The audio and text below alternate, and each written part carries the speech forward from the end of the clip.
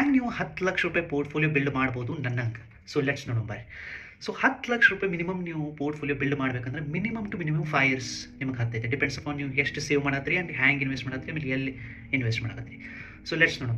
ನೀವು per month 10,000 rupees save ಮಾಡಿದ್ರೆ in just year ನೀವು 1.2 ಲ್ಯಾಕ್ ರುಪೀಸ್ ನೀವು ಇನ್ವೆಸ್ಟ್ ಮಾಡಿದಾಗ. ಸೊ ನೀವು ಜಸ್ಟ್ ಸ್ಟೆಪ್ ಅಪ್ ನೀವು 10% ಮಾಡ್ಕೋತ ಹೋದ್ರೆ ನೀವು ಜಸ್ಟ್ ಮಿನಿಮಮ್ 5 ಇಯರ್ಸ್ನಾಗ ನೀವು 10 ಲ್ಯಾಕ್ ರುಪೀಸ್ ಸೇವ್ ಮಾಡ್ಬೋದು. ಆ್ಯಂಡ್ ಅದು ಜಸ್ಟ್ ಸೇವ್ ಮಾಡೋದು ಅಂತಂದ್ರೆ ಬ್ಯಾಂಕ್ನಾಗ ಸೇವ್ ಮಾಡೋದಲ್ಲ, ಒಂದು ಚಲೋ 13 to 14% ಕ್ಯಾಗರ್ ಕೊಡು ಮ್ಯೂಚುವಲ್ ಫಂಡ್ಸ್ನಾಗ ಹಾಕ್ರಿ. ನಾನು ಯಾವುದ್ರೊಳಗೆ ಹಾಕಬೇಕು ಆಲ್ರೆಡಿ ನಾನು ಹೇಳಿದ್ದೀನಿ.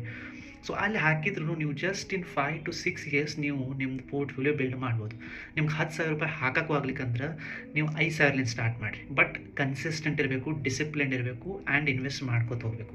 ಆ್ಯಂಡ್ ಎವ್ರಿ ಇಯರ್ ನೀವು ಬರೀ 10%ಲಿಂದ ಸ್ಟೆಪ್ ಅಪ್ ಮಾಡಿದರೆ ನಿಮ್ಮ ಜಸ್ಟ್ 6 ಇಯರ್ಸ್ನಾಗೆ ನಿಮ್ಮದು 10 lac rupees of corpus ready ಆಗುತ್ತೆ. ನಾನು ನನ್ನ ಜರ್ನಿ 2020ಲಿಂದ ಸ್ಟಾರ್ಟ್ ಮಾಡಿದ್ದು ಆ್ಯಂಡ್ ಜಸ್ಟ್ ಇನ್ 5 ಇಯರ್ಸ್ ನಂದು ಆಲ್ಮೋಸ್ಟ್ 10 ಲ್ಯಾಕ್ ರುಪೀಸ್ ಆಗಿದೆ.